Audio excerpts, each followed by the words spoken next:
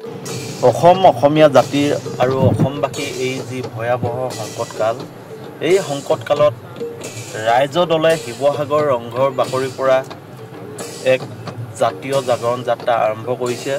আজি ৰাইজ দলৰ সভাপতি অখিল গগৈ ডাঙৰীয়াৰ নেতৃত্বত ৰাইজ দলে অসমত বিদেশী সমস্যা স্থায়ী সমাধান কৰা, NRC সম্পূৰ্ণ কৰা, মৰাণ মটক, আহোম চুতীয়া, কোচ ৰাজবংশী, চাহ জনগোষ্ঠী, আদিবাসী, লগতে কলিতা, নাথযোগী, মদাহী আদি জনগোষ্ঠীসমূহক জনজাতিকৰণৰ মৰ্যাদা দিয়া, অসম চুক্তি 6 নম্বৰ দফা সম্পূৰ্ণৰূপে ৰূপায়ণ কৰা আদিকে লৈ কেইবাটাও সমস্যা সমাধানৰ বাবে অসমৰ বিভিন্ন প্ৰান্তত এই যাত্ৰা ৰাইজ দলে কৰিব।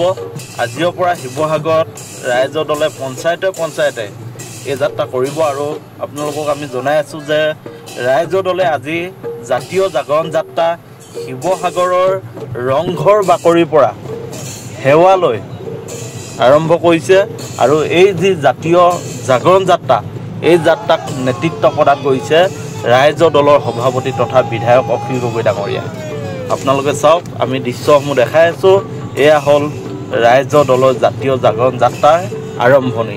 ৰংঘৰ বাকৰিৰ পৰা এইদৰে সেৱালৈ ৰাইজ দলে আৰম্ভ কৰিছে জাতীয় জাগৰণ যাত্ৰা।